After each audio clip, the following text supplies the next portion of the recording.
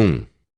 O ouro e o quartzo pode sugerir apenas uma fraquíssima ideia da que existe entre o númeno e o fenômeno, com a diferença de que o mineiro sabe que aspecto terá o ouro quando for extraído do quartzo, ao passo que o mortal comum não pode ter noção da realidade das coisas fora do Maya que esvela e oculta. Só um iniciado, enriquecido pelo conhecimento adquirido através de inúmeras gerações de seus predecessores, dirige o olho de Dangma para a essência das coisas, em que Maya não pode ter nenhuma influência. É neste ponto que os ensinamentos da filosofia esotérica, em relação com os Nidanas e as quatro verdades, assumem capital importância. São, porém, secretos. 8. A forma una de existência, A, sem limites, infinita, sem causa, permanecia sozinha, em um sono sem sonhos. B, e a vida pulsava inconsciente no espaço universal, em toda a extensão daquela onipresença que o olho aberto de Dangma percebe. 162. A tendência do pensamento moderno é voltar à antiga ideia de que as coisas aparentemente mais diversas possuem uma base homogênea, a heterogeneidade emergindo da homogeneidade. Os biologistas procuram neste momento o protoplasma homogêneo, e os químicos o protilo, enquanto a ciência investiga a força da qual a eletricidade, o magnetismo, calor etc., são diferenciações. A doutrina secreta leva esta ideia à região metafísica, com o postulado de uma forma única de existência como base e fonte de todas as coisas. Mas é possível. 162. Na Índia é chamado olho de Shiva, mas para lá das grandes montanhas é conhecido, na fraseologia esotérica, como o olho aberto de Dangma. Dangma quer dizer alma purificada, aquele que se tornou um Jivamukta, o adepto mais elevado, ou melhor, aquele a quem se dá o nome de Mahatma. Seu olho aberto é o olho espiritual e interno do vidente, e a faculdade que por ele se manifesta não é a clarividência como se entende geralmente, ou seja, o poder de ver à distância, mas antes a faculdade de intuição espiritual, por meio da qual se pode obter o conhecimento direto e exato. Esta faculdade se acha intimamente relacionada com o terceiro olho, que a tradição mitológica atribui a certas raças humanas. 166. Que a expressão forma única de existência não seja totalmente correta. A palavra sânscrita é Prabhavapiava.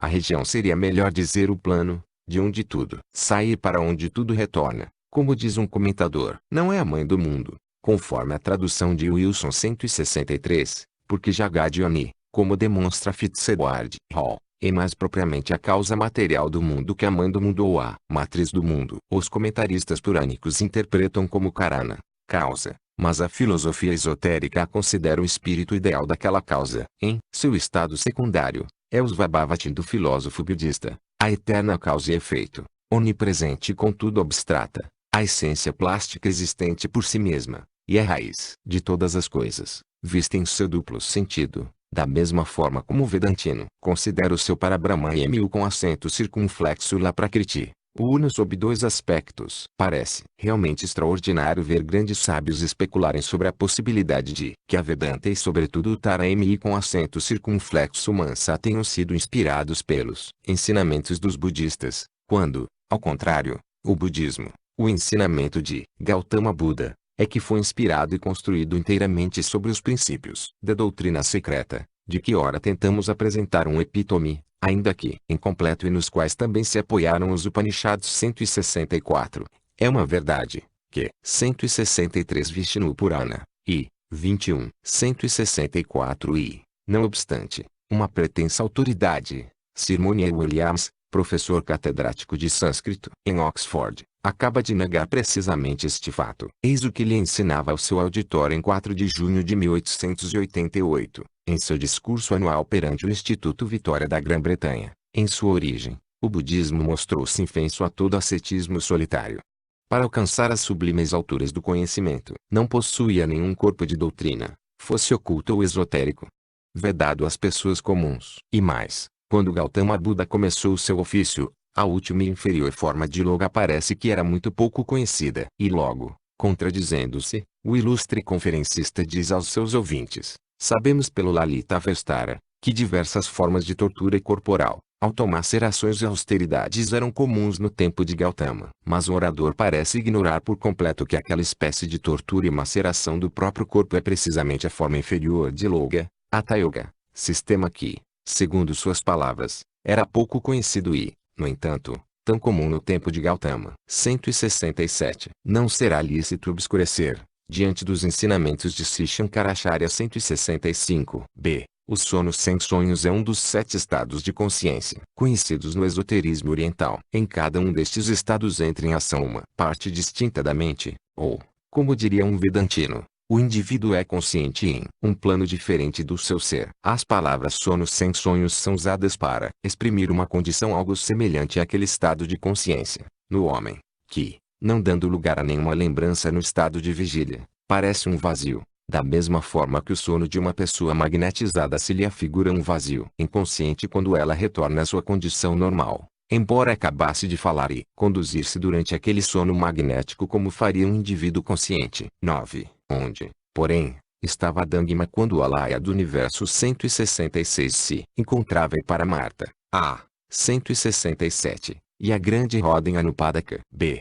A. Depara-se-nos aqui a questão que constituiu, durante séculos, o fundo das controvérsias escolásticas. Os dois termos Alaya e Paramarta foram causa de múltiplas discussões nas escolas, e de que a verdade fosse subdividida em um sem número de aspectos, e isto em escala jamais ocorrida quanto a outras palavras místicas. Alaya é a alma do mundo, Anima Mundi, a super-alma de Emerson, que, segundo o ensinamento esotérico, muda periodicamente de natureza. Alaya, apesar de eterna e imutável em sua essência interna, nos planos fora do alcance dos 165 pretende-se até que todos os 6 darshanas, escolas de filosofia, apresentam traços da influência de Buda e traços oriundos ora do budismo, ora de ensinamentos gregos. Veja-se, Weber, Max Muller etc. Devemos lembrar, no entanto, que Colebrooke, autoridade máxima em tais assuntos, há muito tempo que resolveu a questão, demonstrando que os hindus, neste caso, foram os mestres e não os discípulos. 166 A alma, como base do mundo, Anima Mundi.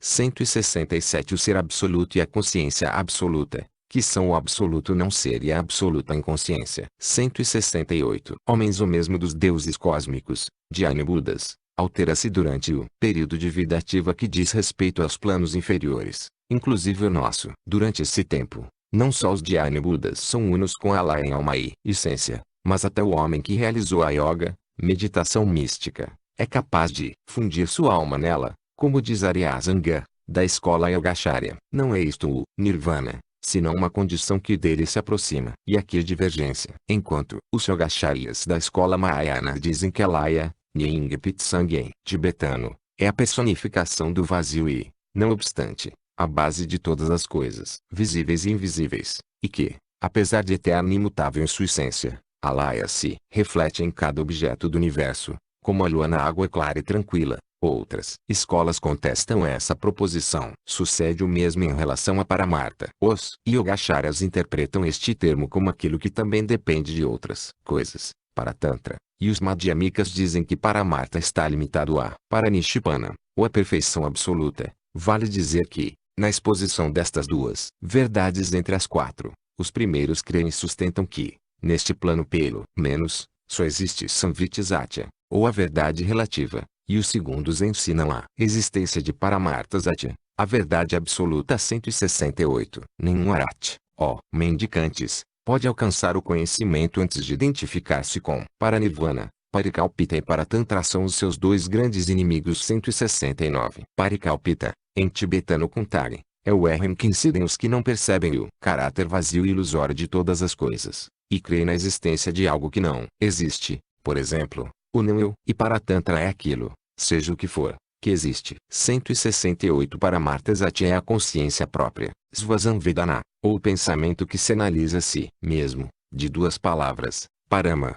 por cima de todas as coisas, e Artha, compreensão, significando Satya ao ser verdadeiro e absoluto, ou esse, em tibetano, Paramarta Satya é Dondampa e Dempa. O oposto a esta realidade absoluta é Samviti Satya, a verdade relativa somente, pois Samviti Satya significa falso conceito, e é a origem da ilusão, Maya, em tibetano Kundzabishidempa, aparência que cria a ilusão.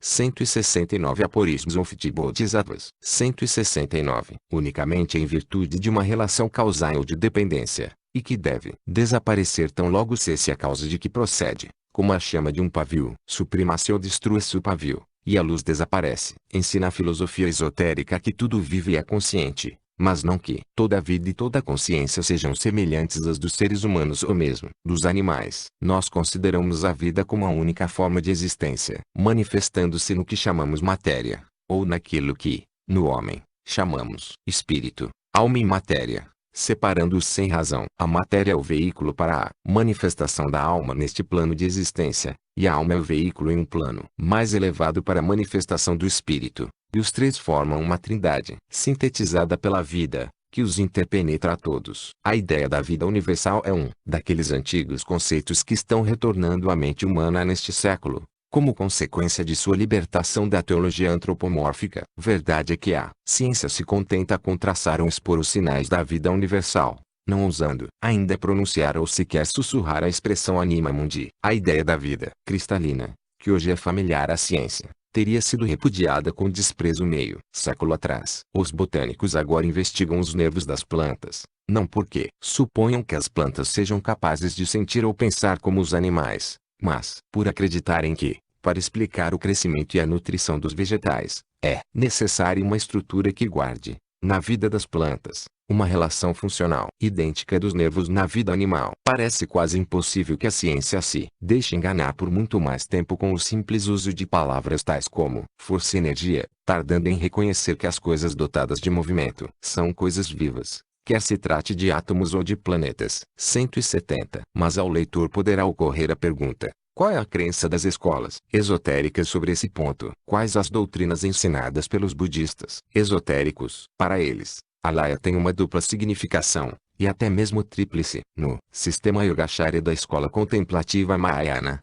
a Laya e, ao mesmo tempo, a alma universal, anima mundi, e o eu de um adepto adiantado. Aquele a quem a yoga conferiu poderes é capaz de introduzir à vontade o seu alaya, por meio da meditação, na verdadeira natureza da existência. A Laya possui uma existência eterna e absoluta, diz Aryasanga, o rival de Nagarjuna. 170. Em certo sentido, é Pradana, que o Vishnu Parana define como a causa não evolucionada, a base original, na denominação enfática dos sábios, o Prakriti sutil, ou seja, o eterno e o que ao mesmo tempo é, ou encerra em si, o que não é, ou é mera evolução. 171. A causa contínua, que é uniforme, que é ao mesmo tempo causa e efeito, chamada Pradana e Prakriti por aqueles que conhecem os primeiros princípios, é o incognoscível Brahma, que era anterior a tudo. 172. Quer dizer, Brahma não cria nem mesmo produz a evolução, mas unicamente revela vários aspectos de si próprio,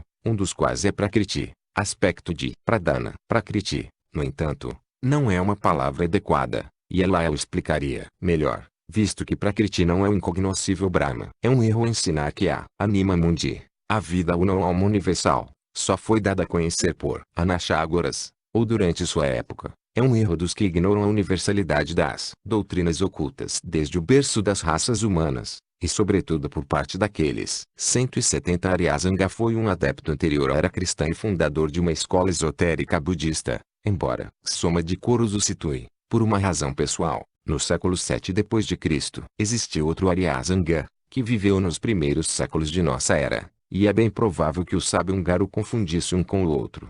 171. Vishnu Purana, e Pali. 20. 172. Vishnu Purana, Wilson, e 21. Citado do Vayu Purana. 171. Sábios que repugnam até mesmo a ideia de uma revelação primordial. O ensinamento do filósofo citado teve simplesmente em vista combater os conceitos demasiado materialistas de Demócrito sobre cosmogonia, que se baseavam na teoria esotérica de átomos postos em movimento ao acaso ou cegamente. Anaxágoras de Clazomene não foi o inventor daquela doutrina, ele apenas a divulgou, como também o fez Platão. O que Anaxágoras denominava inteligência do mundo, o nous ene, o princípio que, segundo as suas ideias, existe absolutamente separado e livre da matéria, atuando com um objetivo pré-estabelecido, era chamado movimento, vida e com acento circunflexo Vatma, na Índia, desde tempos muito anteriores ao ano 500 a.C. Os filósofos arianos, porém, a esse princípio, para eles infinito, jamais deram o atributo de pensar, que é finito. 173. Isto conduz naturalmente ao espírito supremo de Hegel e dos transcendentalistas alemães, e apresenta um contraste que talvez seja útil assinalar. As escolas de Schelling e de Fichte divergiram muito do conceito arcaico e primitivo de um princípio absoluto, e não refletiram senão um aspecto da ideia fundamental do sistema Vedanta. O Absoluter Geist 174, sugerido vagamente por von Atman, em sua filosofia pessimista do inconsciente, e que é talvez a maior aproximação das doutrinas hindus advaitas a que pôde chegar a especulação europeia, está, ainda assim, muito longe da realidade. 173 Com isso queremos dizer consciência própria finita, porque, como pode o absoluto alcançá-la de outro modo, senão como um aspecto, o mais elevado dos que conhecemos? A consciência humana. 174 Espírito absoluto. 172 Segundo Hegel, o inconsciente jamais se daria a tarefa vasta e complexa de fazer evolucionar o universo, se o não movesse a esperança de alcançar clara consciência de si mesmo. Com relação a esse ponto, convém ter presente que os panteístas europeus, quando se referem ao espírito, termo que empregam como equivalente de Parabrahman, e o chamam inconsciente, não dão a essa expressão significado indireto que geralmente implica. Usam-na porque não dispõem de um termo mais apropriado para simbolizar um profundo mistério. Eles nos dizem que a consciência absoluta por trás dos fenômenos só é chamada inconsciência por carecer de todo elemento de personalidade, e que transcende a concepção humana. O homem, incapaz de formular um conceito que não seja relacionado a fenômenos empíricos, sente-se impotente, em virtude mesmo da constituição do seu ser, para levantar o véu que encobre a majestade do absoluto. Só um espírito liberto é capaz de perceber, vagamente ainda, a natureza de sua própria origem, a qual deverá retornar com o passar dos tempos. Se ao mais elevado dos Dianshons não cabe senão curvar-se, humildemente, em sua ignorância, diante do insondável mistério do ser absoluto, se até naquele ponto culminante da existência consciente, em que a consciência individual se funde na consciência universal, para usar uma expressão de Fichte, não pode o finito conceber o infinito, nem pode aplicar-lhe sua própria medida de experiências mentais, como se poderá dizer que inconsciente o absoluto tem um sequer, algum impulso instintivo ou esperança de alcançar a clara consciência de si. Mesmo 175, o Vedantino jamais admitiria esta ideia hegeliana, e o ocultista diria que ela é perfeitamente aplicável a uma arte de esperto, ou seja, a mente universal, já projetada no mundo fenomenal como aspecto primeiro do imutável absoluto. Mas, 175 Veja-se Handbook of the History of Philosophy de Hegler, na tradução de Sterling, Pag. 28. 173. Nunca este último, o espírito e a matéria, o Purusha e Prakriti, são somente os dois aspectos primordiais do um sem segundo, tal ensinamento. O nous, que faz mover a matéria, a alma que anima, imanente centímetros. Todos os átomos, manifestada no homem, latente na pedra, tem graus diversos de poder, e esta ideia panteísta de um espírito-alma geral, que penetra toda a natureza, é a mais antiga de todas as concepções filosóficas. O arqueu não foi uma invenção de Paracelso nem de seu discípulo Van Helmont, pois que este mesmo arqueu é o pai a ter localizado a base manifestada e a origem de todos os fenômenos da vida. A série completa as inumeráveis especulações desta espécie não passa de variações sobre o mesmo tema, cuja nota predominante foi dada com aquela revelação primitiva. A palavra Anupadaka, sem pais ou sem progenitores, é uma designação mística que tem várias significações em nossa filosofia. É o nome que se costuma dar aos seres celestes como os Dhyānshons ou os Dhyani Budas. Estes últimos correspondem misticamente aos Budas e Bodhisattvas humanos, conhecidos por Manushi, humanos, Budas e chamados mais tarde Anupadaka, quando operada a fusão de sua personalidade com os seus princípios sexto e sétimo combinados, ou Atma Buddhi, convertendo-se nas almas de diamante Vajrasattva's. 176 ou Mahatmas completos. O Senhor oculto Sanghbai Dagpo, o que está imerso no absoluto, não pode ter paz, porque é existente por 176 Vajrapani ou Vajradhara significa possuidor do diamante, do exemplo em tibetano, Sempa, significando a alma, e a qualidade adamantina refere-se à sua indestrutibilidade no futuro. A explicação de Anupadaka contida no Kala Chakra, o primeiro na divisão Jyoti do Kanjur, é semi-esotérica, e induziu os orientalistas errôneas especulações quanto aos Dhyani Budas e seus correspondentes terrestres, os Manushi Budas. A significação verdadeira vai indicada em volume subsequente, e a seu tempo será explicada com maior amplitude. 174. Si mesmo, e uno com o Espírito Universal. Svayambhu, 177. O Svabhavati em seu mais elevado aspecto. Grande é o mistério da hierarquia dos Anupadaka. O seu vértice é o espírito alma universal e a sua base os Manushibuddhas. E cada homem dotado de alma é um Anupadaka em estado latente. Daí o emprego da expressão, a grande roda, o universo. Era Anupadaka, quando se alude ao universo em seu estado sem forma, eterno e absoluto, antes de ser formado pelos construtores. Instância 2. A ideia de diferenciação. 1. Ponto onde estavam os construtores, os filhos resplandecentes da aurora do Manvantara. A. Ponto nas trevas desconhecidas, em seu AIS 178. Para Nishipana, os produtores da forma 179, tirada da não forma 180, que é a raiz do mundo, Divamatri 181 e Svabhavati, repousavam na felicidade do não ser. B. 177 citando de novo Hegel, que, como Schelling, aceitou praticamente o conceito panteísta dos avatares periódicos, encarnações especiais do espírito do mundo no homem, como sucede no caso de todos os grandes reformadores religiosos. A essência do homem é o espírito. Só descartando-se de seu modo de ser finito e abandonando-se voluntariamente à pura consciência de si mesmo que pode alcançar a verdade. O homem Cristo, como homem em quem se manifestou a unidade de Deus-Homem, identidade da consciência individual com a universal, segundo o ensinamento dos Vedantinos e de alguns Advaitas, resumiu em ser, com sua morte e sua vida histórica em geral, a eterna história do espírito, história que todo homem tem que realizar em si mesmo, a fim de existir como espírito Philosophy of History, tradução inglesa de Sibrey, Pag. 340. 178 Shoânico, Dhyani Búdico. 179 Rio com acento circunflexo Pá. 180 Aru com acento circunflexo Pá.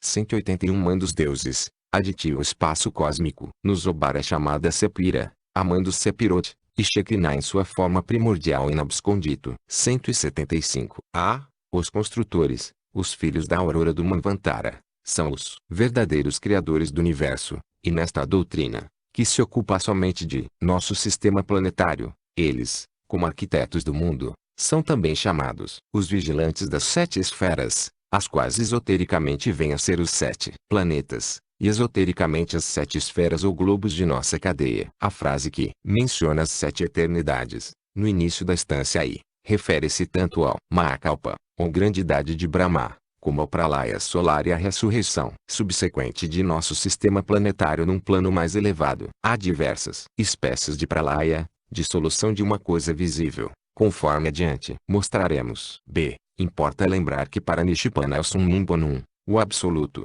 o mesmo que para Nirvana. Além de ser o estado final, é aquela condição de subjetividade relacionada exclusivamente com a verdade una absoluta. Para Marta Satya, em seu próprio plano, é o estado que conduz à verdadeira apreciação do significado pleno do não ser, que é, como já explicamos, o absoluto ser. Mais cedo ou mais tarde, tudo quanto agora parece existir existirá real e verdadeiramente no estado de Paranishipana. Mas há uma grande diferença entre o ser consciente e o ser inconsciente. A condição de Paranishipana sem Paramarta, a consciência que se analisa a si mesmo, Svasam Vedana, não é a bem-aventurança, mas simplesmente a extinção durante 7 eternidades. Uma bola de ferro, por exemplo, se esquenta quando exposta aos raios ardentes do sol, mas não sente nem percebe o calor, como sucede com o homem. 176. Só com uma inteligência clara, não obscurecida pela personalidade, com a assimilação do mérito de múltiplas existências consagradas ao ser em sua coletividade, todo o universo vivente e senciente, é que poderemos libertar-nos da existência pessoal e realizar a união com aquele absoluto, identificando-nos com ele. 182 E continuando em plena posse de Paramarta. 2. Ponto onde estava o silêncio, onde os ouvidos para percebê-lo. Não havia silêncio nem som. Nada, a não ser o incessante alento eterno. 183. Para si mesmo ignoto. B. A ideia de que as coisas podem cessar de existir, sem cessar de ser, é fundamental na psicologia do Oriente. Sob esta aparente contradição de termos, há um fato da natureza, e é mais importante compreendê-lo que discutir as palavras. Um exemplo trivial de paradoxo semelhante pode ser encontrado em uma combinação química. Ainda está em aberto a questão sobre se o hidrogênio e o oxigênio deixam de existir quando se combinam para formar a água. Dizem uns que, se ele se aparece quando se decompõe a água, é porque aí permaneceram durante todo o tempo. Outros sustentam que, tendo se convertido em algo completamente diferente, aqueles elementos deixaram de existir como tais durante a combinação, uns e outros, porém, se mostram de todo incapazes de conceituar a condição verdadeira de uma coisa que se transformou em outras sem contudo deixar de ser a mesma. Em relação ao oxigênio e ao hidrogênio, pode-se dizer que há 182, portanto, não ser é absoluto ser, na filosofia esotérica. Segundo os princípios desta, até há de Buda, sabedoria primeira ou primitiva, é, em certo sentido, ilusão ou maya, enquanto manifestada, visto que todos os deuses, Brahma inclusive, têm que morrer no fim da idade de Brahma. Abstração para Brahma, chamem-na Aesop ou, como Herbert Spencer, o incognoscível, é a única realidade, a realidade absoluta. A existência unicem segundo é Advaita que não tem sentido, e tudo mais é Maya, conforme a filosofia Advaita. 183 Movimento 177 Existência como água é um estado de não ser, o qual é um ser mais real do que a existência como gases. Este é apenas um símbolo imperfeito da condição do universo quando adormece ou cessa de ser, durante as noites de Brahma, para despertar e ressurgir quando a aurora do novo Manvantara o chamar, uma vez mais, para o que nomeamos existência. B. O alento da existência une é a expressão adotada pelo esoterismo arcaico só no que respeita ao aspecto espiritual da cosmogonia. Em outros casos, é substituída pelo seu equivalente no plano material, o movimento. O elemento eterno é único, o veículo que contém os elementos, é o espaço sem dimensões. Em qualquer sentido, coexistente com a duração sem fim, com a matéria primordial e portanto indestrutível, e com o movimento perpétuo, absoluto, que é o alento do elemento uno. Este alento, como se vê, não pode cessar, jamais, nem mesmo durante as eternidades pralaicas. Mas o alento da existência única não se aplica do mesmo modo à causa, una sem causa, ou unia-seidade, em oposição ao todo ser, que é Brahma ou o universo. Brahma, o Deus de quatro faces, que, depois de haver levantado a terra do seio das águas, levou a efeito a criação, é considerado somente como a causa instrumental, e não, conforme claramente se percebe, a sua causa ideal. Nenhum orientalista parece haver compreendido, até agora, o verdadeiro sentido dos versículos que, nos Puranas, se referem à criação. Ali, Brahma é a causa das potências que devem ser geradas, subsequentemente para a obra da criação. Por exemplo, no Vishnu Purana 184, quando se traduz, e de ele procedem as potências que devem ser criadas, depois, 184 Wilson, e 4. 178. Que se tornarem a causa real, seria talvez mais correta esta tradução. E de ele procedem as potências que hão de criar, ao se converterem na causa real, no plano material. Há nenhuma outra que não aquela causa ideal única, sem causa, pode atribuir-se o universo. É em virtude de sua potência, isto é, em virtude da potência daquela causa, ó asceta, o mais digno dos ascetas, que cada uma das coisas criadas surge por sua própria inerente natureza. Se, na Vedanta e na Nyaya, Nimitta é a causa eficiente em contraposição à Padana, a causa material, e, na Sankhya Pradana abrange ambas as funções, na filosofia esotérica, que concilia todos esses sistemas e cuja explicação mais aproximada é a Vedanta, tal como a expõem os Vedantinos Advaitas, não se pode especular senão quanto ao Upadana, o que para os Vaishnavas, os Visishtadvaitas, é como real em oposição ao ideal, ou para Brahma e Ishvara, não pode ter lugar em nenhuma das especulações publicadas, visto que ainda esse ideal não passa de uma expressão errônea, quando se aplica ao que nenhuma razão humana, nem sequer a de um adepto, é capaz de conceber. O autoconhecimento exige que sejam reconhecidas a consciência e a percepção, e ambas estas faculdades são limitadas em relação a todo e qualquer sujeito, exceto quanto é para Brahman. Daí o aludir-se ao alento eterno que não conhece a si mesmo. O infinito não pode compreender o finito. O ilimitado não pode ter relação com o limitado e o condicionado. Na doutrina oculta, o motor ignoto e incognoscível, ou o existente por si mesmo, é a essência absoluta e divina. É, assim, sendo consciência absoluta e absoluto movimento, para os sentidos limitados dos que tentam descrever o que é indescritível traço, é inconsciência e imutabilidade. A consciência concreta não pode ser atribuída à consciência abstrata, mais do que se pode atribuir à água a qualidade de molhar, sendo a umidade seu 179 próprio atributo e a causa da qualidade úmida em outras coisas. Consciência implica limitações e qualificações, algo de que ser consciente, e alguém para ser consciente. Mas a consciência absoluta contém o conhecedor, a coisa conhecida e o conhecimento. Os três nela coexistem e formam um todo uno. Ninguém é consciente, senão daquela parte do conhecimento que possa, em qualquer momento dado, evocar na mente. Tal é, porém, a pobreza da linguagem humana que não dispomos de termos para distinguir o conhecimento em que não pensamos ativamente do conhecimento que não podemos reter na memória. Esquecer é sinônimo de não recordar. Quanto mais difícil será, então, encontrar palavras para descrever os fatos metafísicos e abstratos, e distinguir as diferenças. Deve-se ainda ter presente que nós definimos as coisas segundo as suas aparências. A consciência absoluta chamamos inconsciência, porque assim nos parece que deva ser. Necessariamente, do mesmo modo que denominamos trevas ao absoluto, porque este parece de todo impenetrável à nossa compreensão finita. Mas não deixamos de plenamente reconhecer que a nossa percepção dessas coisas não se ajusta a elas. Involuntariamente distinguimos, por exemplo, entre a consciência absoluta, inconsciente e a inconsciência, atribuindo à primeira, em nosso foro íntimo, uma qualidade indefinida que corresponde, num plano superior ao que pode a nossa mente conceber, aquilo que conhecemos como consciência em nós mesmos. Mas não será nenhuma espécie de consciência que possamos distinguir do que a nós se apresenta como inconsciência. 3. A hora ainda não havia soado, o raio ainda não havia brilhado dentro do germe. A Matripadama 185 ainda não entumecera. B. 186. 185 A Mãe Lótus. 186 Expressão não poética, porém muito expressiva. 180.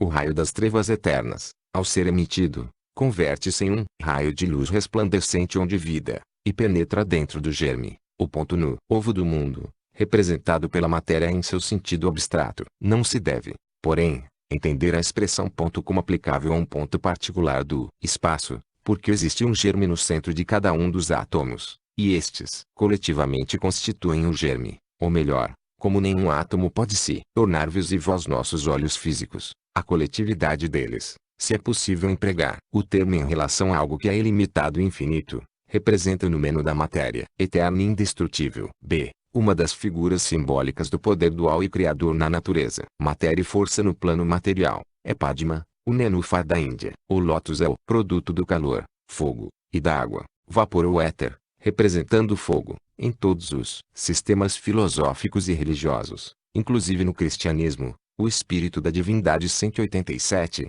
o princípio ativo masculino e gerador, e o éter, ou alma da matéria, a luz do fogo, simbolizando o princípio feminino e passivo, do qual emanaram todas as coisas deste universo. O éter ou a água é, portanto, a mãe, e o fogo é o pai. Sir William Jones, e antes dele a botânica antiga, demonstrou que a semente do lótus contém, mesmo antes de germinar, folhas perfeitamente formadas, verdadeira miniatura da planta em que se vai algum dia transformar, oferecendo-nos a natureza, deste modo, um exemplo de formação prévia dos seus produtos. Pois as sementes de todas as fanerógamas que têm flores propriamente ditas encerram uma pequena planta embrionária pré-formada. 188. Explica-se assim a frase, a Matripadma ainda. 187 Veja-se o Vol. 2, parte 2, seção 3, a substância primordial e pensamento divino. 188 Gross, Tia tem religião, pague.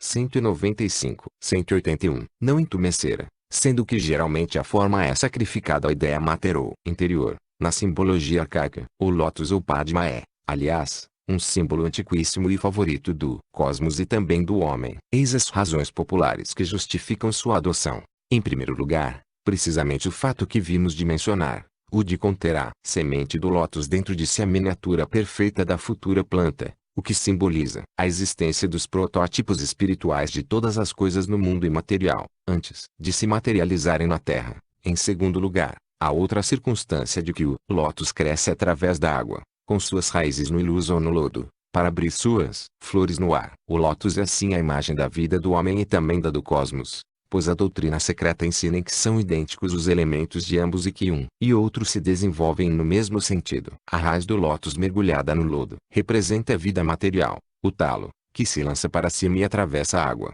simboliza a existência no mundo astral. E a flor, que flutua na água e se abre para o céu. É o emblema da vida espiritual. 4. Seu coração ainda não se abrira para deixar penetrar o raio único e fazê-lo cair em seguida, como 3 em 4, no regaço da mãe. A substância primordial ainda não saída do seu estado latente pré-cósmico para a objetividade diferenciada, nem sequer para se converter no prótilo invisível, aos olhos do homem pelo menos. Mas, uma vez soada a hora e, fazendo-se receptora da impressão foática do pensamento divino, o Logos, ou aspecto masculino da Anima Mundi, Alaya, o seu coração se abre, diferencia-se, e os três, pai, mãe e filho, passam a ser 4. Eis aqui a origem do duplo. 182. Mistério da Trindade e da Imaculada Conceição. O dogma primeiro e fundamental do ocultismo é a unidade universal, ou homogeneidade, sob 3 aspectos. O que conduz a uma concepção possível da divindade, que, como unidade absoluta, deve permanecer sempre incompreensível para as inteligências finitas. Se queres crer no poder que atua na raiz de uma planta, ou imaginar a raiz que ela oculta no solo, tens que pensar em seu caule ou tronco, em suas folhas e flores. Não podes imaginar aquele poder independentemente destas coisas. A vida não pode ser conhecida senão pela árvore da vida. 189. A ideia da unidade absoluta ficaria por completo anulada em nossa concepção se não dispuséssemos de algo concreto para conter essa unidade. Sendo absoluta, a divindade é necessariamente onipresente, e portanto não existe átomo que não a contém em si. A raiz, o tronco e os inúmeros ramos são 3 coisas distintas, e no entanto constituem uma árvore. Dizem os cabalistas, a divindade é una, porque é infinita. É tríplice, porque sempre está se manifestando. Esta manifestação é trina em seus aspectos, pois, como diz Aristóteles, são necessários 3 princípios para todo corpo natural se torne objetivo: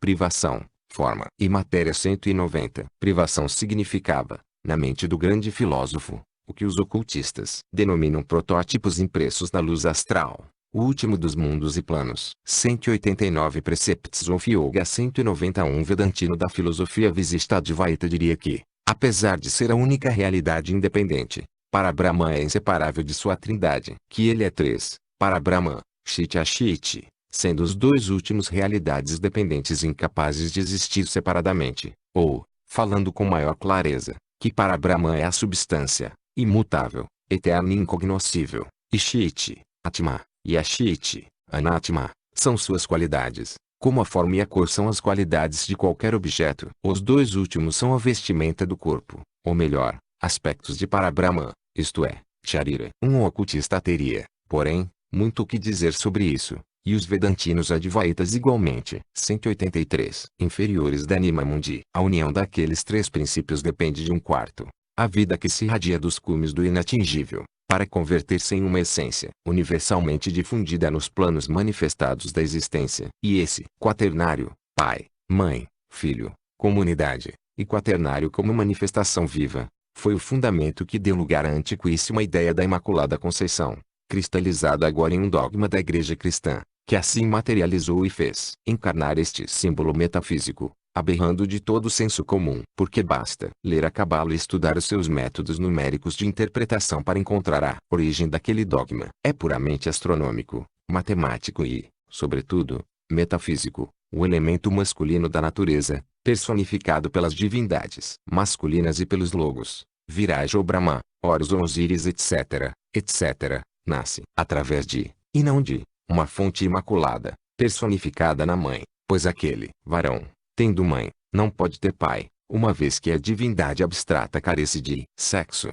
por não ser propriamente um ser, mas a sedade ouvida por si mesma. Expressemos isto na linguagem matemática do autor de Tissot Azures, falando da medida de um homem e de seu valor numérico, cabalístico. Escreve ele que no capítulo 4 do Gênesis é chamada a medida do homem igual a Jeová, obtendo-se da seguinte maneira: 113x5 igual 565. E o valor de 565 pode ser enunciado sob a forma de 56, 5x10. Aqui o número do homem, 113, se converte em um fator de 56, 5x10, e a leitura cabalística desta última expressão é Jod, I, Val, I, ou Jeová. O desdobramento de 565 em 56, 5x10 tem por fim demonstrar como o princípio masculino. 184. Jod, emanou do feminino, Eva, ou por assim dizer, como o elemento masculino nasceu de uma fonte imaculada. Em outras palavras, uma imaculada conceição. Deste modo temos a repetição, na Terra, daquele mistério que, segundo os videntes, se realizou no plano divino. O Filho da Virgem Celeste Imaculada, ou o prótilo cósmico não diferenciado, a matéria em sua infinidade, nasce de novo na Terra como filho da Eva terrestre, nossa mãe a Terra, e se torna a humanidade como um todo, passado, presente e futuro traço, porque Jeová, ou Jodival, é andrógeno, ou macho e fêmea ao mesmo tempo. Em cima, o Filho é todo o cosmos, embaixo, a humanidade. A tríade ou triângulo se converte no tetractis, o sagrado número pitagórico, o quadrado perfeito e, sobre a Terra, um cubo de 6 faces. O macroposopo, a grande face, passa a ser o microposopo, a face menor, ou, como dizem os cabalistas, o ancião dos dias, descendo sobre Adão Cadmon, que utiliza como veículo de manifestação, fica transformado no tetragramaton. Acha-se então, no regaço de Maia, a grande ilusão, e entre ele e a realidade se interpõe a luz astral, a grande enganadora dos sentidos limitados do homem. Menos que o conhecimento venha em seu auxílio por intermédio de Paramartasatya. 5 ou 791 não haviam ainda nascido do tecido de luz. O pai e mãe, Svabhavat, era só trevas, Svabhavat jazia nas trevas. 191 filhos. 185. A doutrina secreta, nas instâncias que ora apresentamos, se ocupa, principalmente, se não por completo, do nosso sistema solar e em especial de nossa cadeia planetária. Os 7 filhos são os criadores desta última. Este ensinamento será explicado mais adiante com amplitude maior. Svabhavat 192. A essência plástica que preenche o universo, é a raiz de todas as coisas. Svabhavat é, por assim dizer, o aspecto budista concreto da abstração denominada MU com acento circunflexo lá prakriti na filosofia hindu. É o corpo da alma, e aquilo que o éter seria em relação ao Akasha, sendo este o último animador do primeiro. Os místicos chineses fizeram-no sinônimo de o ser. Na tradução chinesa do Ekashloka Shastra de Nagarjuna, o Lung Shu da China, sob o nome de Ibishulo, que Lung, se diz que a palavra ser ou subavayu em chinês, significa a substância que dá substância a si mesma. Também se explica como significando, sem ação e com ação, a natureza que não possui natureza própria. Subhava, de que se derivou Svabhavat, compõe-se de duas palavras, su, belo, formoso, bom e bhava, ser ou estado de ser. 6. Estes dois são o germe, e o germe é uno. O universo ainda estava oculto no pensamento divino e no divino seio. O pensamento divino não implica a ideia de um pensador divino. O universo, não só passado, presente e futuro, o que é uma ideia humana infinita, expressa por meio de um pensamento finito, mas em sua totalidade, o Sat, termo intraduzível, o ser absoluto, com o passado e o futuro cristalizados em um eterno presente. Eis aí aquele pensamento divino refletido em uma causa secundária ou 192. Veja-se o Vol. 2, parte 2, seção 12. A teogonia e os deuses criadores. 186. Manifestada. Brahman, neutro, como o Mysterium Magnum de Paracelso, é um mistério absoluto para a mente humana. Brahman, o macho e fêmea, o aspecto e imagem antropomórfica de Brahman, é acessível para a percepção que se baseia na fé cega, muito embora o repugne à razão humana que alcançou a maturidade. 193. Daí a afirmação de que durante o prólogo, por assim dizer, do drama da criação, ou o começo da evolução cósmica, o universo, ou o filho, estava ainda oculto no pensamento divino e não havia ainda penetrado no divino seio. Esta ideia, observe-se bem, é a fundamental, e constitui a origem de todas as alegorias concernentes aos filhos de Deus, nascidos de virgens imaculadas. Instância 3. O despertar do cosmos. 1. Ponto. A última vibração da sétima eternidade palpita através do infinito. A mãe Tumesse se expande de dentro para fora, como o botão de lótus. O emprego aparentemente paradoxal da expressão sétima eternidade, dividindo assim o que é indivisível, está consagrado na filosofia esotérica. Esta divide a duração sem limites em tempo incondicionado, eterno e universal, Kala, e em tempo condicionado, Kanda Kala. Um é a abstração ou número do tempo infinito, o outro, o seu fenômeno, que aparece periodicamente como efeito de Marte, a inteligência universal, limitada pela duração manvantárica. 193. Veja-se o Vol. 2, parte 2, seção 3. a substância primordial e o pensamento divino. 187. Segundo algumas escolas, Mate é o primogênito de Pradhana, substância não diferenciada, ou aspecto periódico de Mu com acento circunflexo lá Prakriti, a raiz da natureza, sendo Prana chamada Maya, a ilusão. Sobre este ponto, creio que os ensinamentos esotéricos diferem da doutrina vedantina, tanto da escola Advaita como da Visishtadvaita,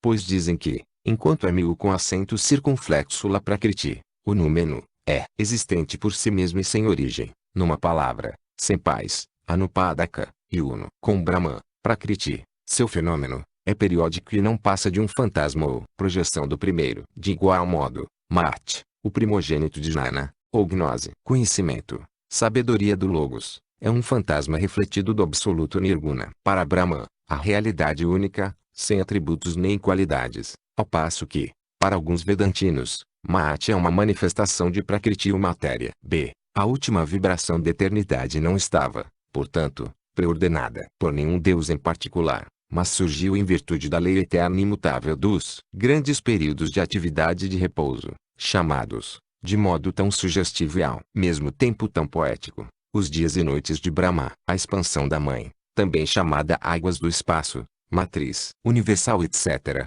de dentro para fora não significa expandir de um pequeno centro ou foco, mas o desenvolvimento da subjetividade sem limites para uma objetividade também ilimitada, sem referência à magnitude, termo ou área. A substância, para nós, sempre invisível e material, presente na eternidade, projetou sua sombra periódica do seu próprio plano no regaço de Maya. Quer isso dizer que, não sendo tal expansão um aumento de magnitude, porque a extensão infinita não admite nenhum aumento, era uma mudança de estado. A mãe expande-se como o botão de lótus, porque a planta do lótus não só existe em miniatura na semente, uma de 188 suas características físicas, mas o seu protótipo se acha presente como uma forma ideal na luz astral, desde a aurora até a noite, durante o período manvantárico, o que acontece, aliás, com todas as coisas neste universo objetivo, do homem ao verme, da árvore gigante à mais pequenina folha de erva. Tudo isso, conforme nos ensina a ciência oculta, é somente o reflexo temporário, a sombra do eterno protótipo ideal que existe no pensamento divino. Observe-se que a palavra eternidade não tem aqui os outros sentido que não o de evo, isto é, o de um período que parece não ter fim, mas que é limitado, o ciclo de atividade chamado Manvantara. Qual é o significado real e esotérico do vocábulo Manvantara, ou, antes, Manvantara? Quer dizer, literalmente, entre dois manus. Há 14 manus em cada dia de Brahma, consistindo cada dia em 1000 agrupamentos de 4 idades, 1000 grandes idades ou mayugas. Analisemos agora a palavra Manu. Dizem os orientalistas em seus dicionários que o nome Manu vem da raiz man, pensar, e daí o homem pensador. Mas, esotericamente, cada Manu, como tipo antropomorfizado de seu ciclo especial, ou Honda, é tão somente a ideia personificada do pensamento divino como o Pimandro hermético, sendo, portanto, cada um dos manus do Deus especial, o Criador e Formador de tudo quanto aparece no decorrer de seu próprio ciclo ou Manvantara. Fuat é o mensageiro veloz dos manus, o de Anchoans, e aquele que faz os protótipos ideais expandirem-se de dentro para fora, ou seja, passarem de modo gradual em escala descendente por todos os planos, desde o numênico ao fenomenal mais inferior, para que neles floresçam em plena objetividade, como o maximum de ilusão ou a matéria em seu estado mais grosseiro. 189. 2. A vibração se propaga, e suas velozes asas tocam 194 o universo inteiro e o germe que mora nas trevas, as trevas que sopram 195 sobre as adormecidas águas da vida. Da mônada pitagórica se diz também que habita a solidão e as trevas, como o germe, a ideia do sopro das trevas, que se move sobre as águas adormecidas da vida, a matéria primordial com o espírito em estado latente recorda o primeiro capítulo do Gênesis. Sua origem é o Narayana Brahmânico, aquele que move as águas, personificação do eterno alento do todo inconsciente. Ou para Brahman, dos ocultistas orientais, as águas da vida, ou caos, o princípio feminino no simbolismo são o vácuo, para nossa visão mental, em que jazem o espírito latente e a matéria. Foi o que levou Demócrito a dizer, segundo o seu preceptor Leucipo, que os princípios ou elementos primordiais de tudo eram átomos e um vácuo, no sentido de espaço, não, porém, um espaço vazio, pois a natureza tem horror ao vácuo,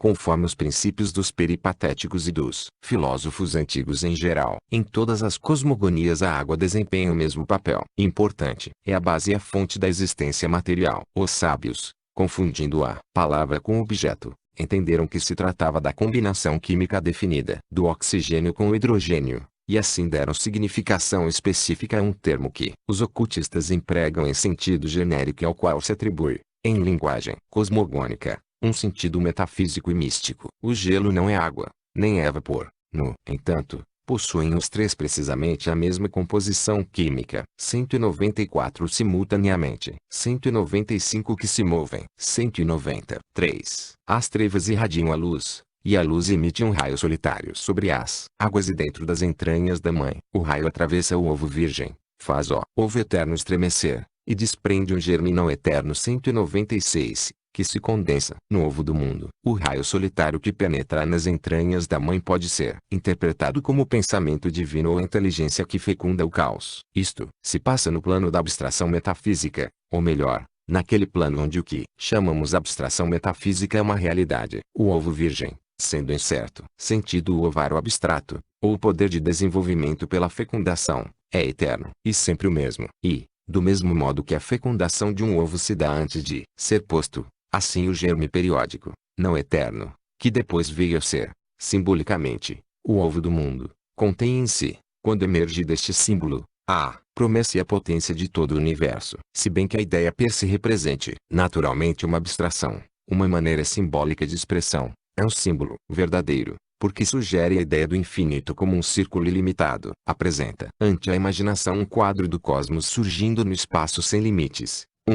Universo sem fronteiras em sua extensão, embora não sem limites em sua manifestação objetiva. O símbolo de um ovo exprime também aquele ensinamento oculto de que a forma primordial de cada coisa manifestada, desde o átomo ao planeta, desde o homem ao anjo, é esferoidal, sendo a esfera, em todas as nações, o símbolo da eternidade e do infinito, uma serpente que morde a própria cauda. Para compreender, porém, sua significação, é preciso representar a esfera tal como deve. 196 periódico. 191. Ser vista de seu centro. O campo de visão ou de pensamento assemelha-se a uma esfera cujos raios avançam em todas as direções e se estendem pelo espaço ao nosso redor, abrindo-nos perspectivas ilimitadas. É o círculo simbólico de Pascal e dos cabalistas, cujo centro está em toda parte e a circunferência em parte alguma. Conceito que se ajusta à ideia complexa deste emblema. O ovo do mundo é talvez um dos símbolos mais universalmente adotados,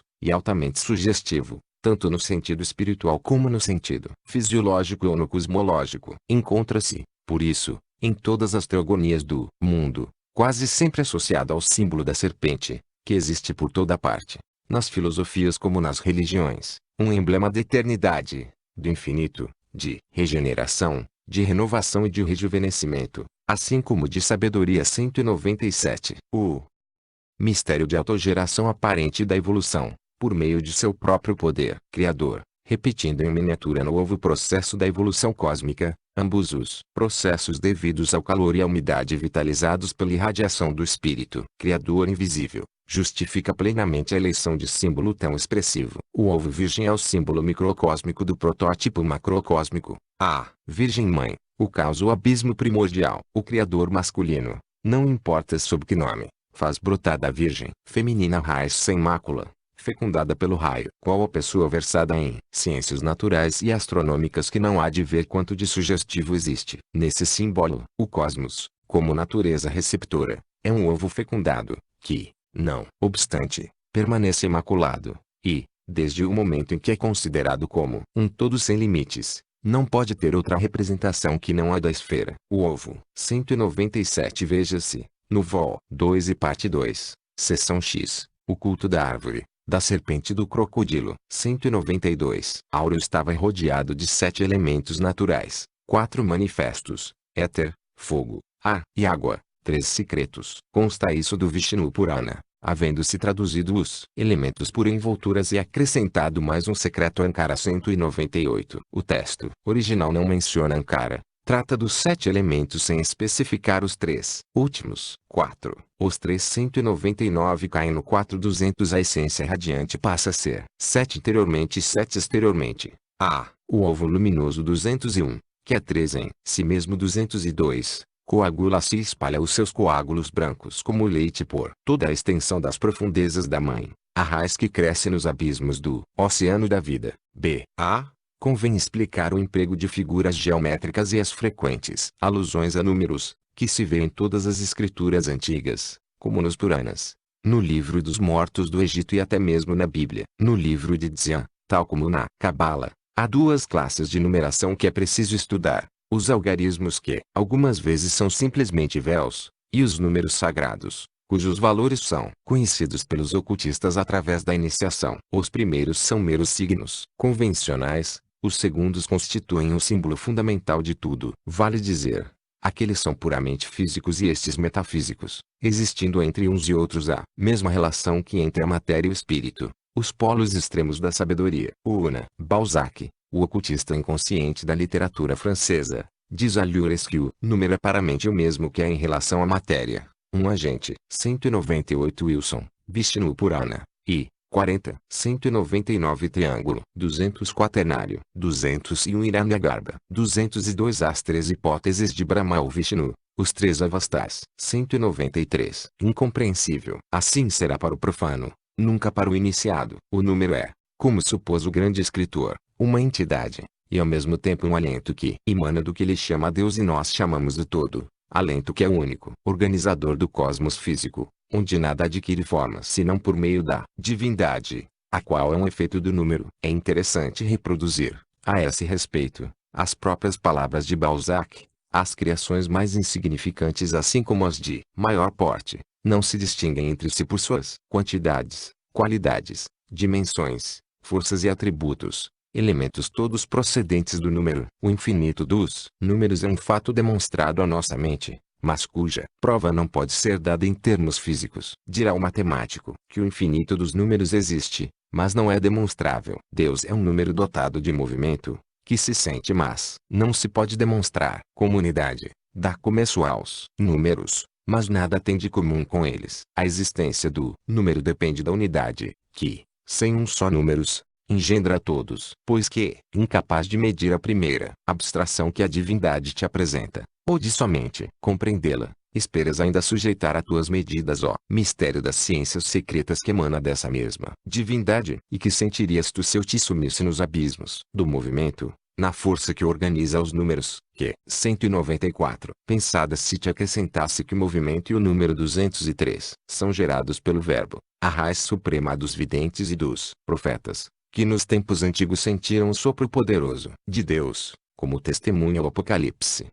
A essência radiante coagula-se e difunde-se através dos abismos do espaço. De um ponto de vista astronômico, é fácil a explicação. É a Via Láctea, o material de que é feito o mundo, a matéria primordial em sua forma incipiente. Mais difícil, porém, é explicá-lo em poucas palavras à luz da ciência oculta e da simbologia, porque se trata do mais complicado dos emblemas, nele se contendo mais de uma dúzia de símbolos. Para começar, encerra todo o panteão das coisas misteriosas, cada uma das quais possuindo uma significação oculta definida, extraída da alegoria hindu da malachação do oceano pelos deuses 204. Assim, é deste mar de leite que procedem a Arita, a água da vida ou da imortalidade, a Surabhi, a vaca da abundância, chamada fonte do leite e dos coágulos. Daí o culto universal da vaca e do touro, especificando uma, o poder produtor, e o outro, o poder gerador na natureza, símbolos relacionados com as divindades solares e cósmicas, como as propriedades específicas para o uso oculto das 14 coisas preciosas são explicadas unicamente na quarta iniciação,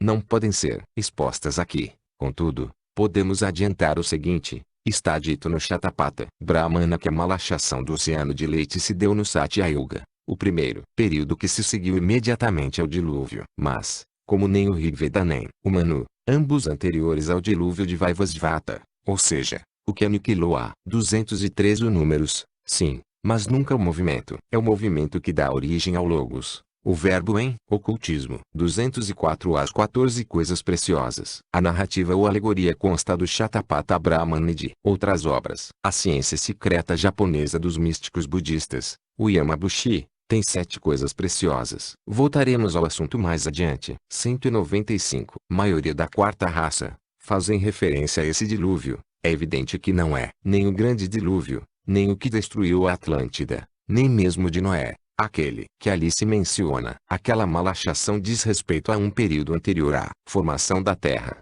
e se relaciona diretamente com outra lenda universal, cujas várias e contraditórias versões tiveram sua expressão máxima no dogma cristão da guerra nos céus e da queda dos anjos. 205. Os Brahmanas, criticados frequentemente pelos orientalistas, por suas versões contraditórias sobre os mesmos temas, são, antes de tudo, obras eminentemente ocultas, fazendo, portanto, uso intencional de véus. Se assim não fosse, estariam já destruídos, desde os tempos de Akbar. 5. A raiz permanece, a luz permanece, os coágulos permanecem, e, não obstante, o Yaouano é traduzido nos comentários por Paimon dos deuses, ou 6 em 1, ou a raiz setenária de que tudo procede. Depende do acento que se dê a estas 7 vogais, podem pronunciar-se como uma, 13 até 7 sílabas, acrescentando-se um e depois do final. Esse nome místico somente é divulgado porque, sem a posse do segredo de sua tríplice pronúncia, não produz efeito algum. Uno refere-se à não separatividade de tudo quanto vive e existe,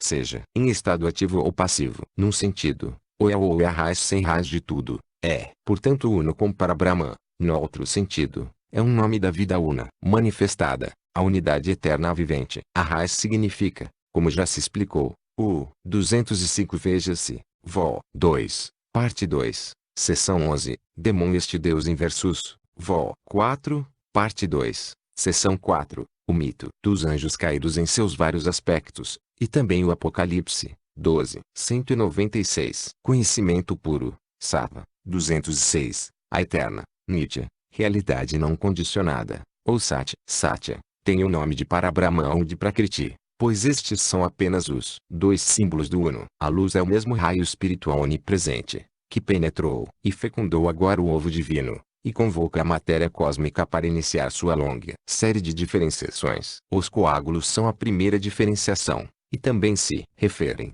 provavelmente, àquela matéria cósmica que se supõe ser a origem da Via Láctea, a matéria que conhecemos. Esta matéria, que, segundo a revelação recebida dos primitivos Dhyana Budas, é, durante o sono periódico do universo, de tenuidade a máxima que pode perceber à vista do Bodhisattva perfeito. Esta matéria, radiante e fria, dissemina-se pelo espaço ao primeiro despertar do movimento cósmico, aparecendo, quando olhado da Terra, em forma de cachos e massas, à maneira de coágulos de leite. São as sementes dos mundos futuros, o material do universo estelar. 6. A raiz da vida estava em cada gota do oceano da imortalidade. 207. E o oceano era luz radiante, que era fogo, calor e movimento. As trevas se desvaneceram, e não existiram mais, sumiram-se em sua própria essência, o corpo, de fogo e água, do pai e da mãe. Sendo a essência das trevas a luz absoluta, as trevas são consideradas a representação apropriada e alegórica da condição do universo. Durante o Pralaya,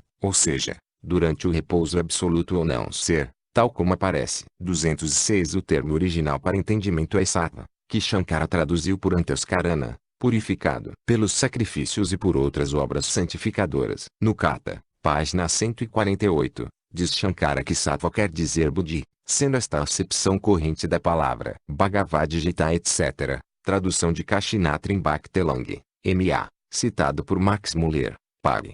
193. Seja qual for o significado atribuído ao termo pelas diversas escolas, Sattva é o nome dado pelos ocultistas do sistema Aryasanga monadual, ou Atma Buddhi, e Atman Buddhi corresponde neste plano a Parabrahman, e no plano superior a Mu com acento circunflexo La Prakriti.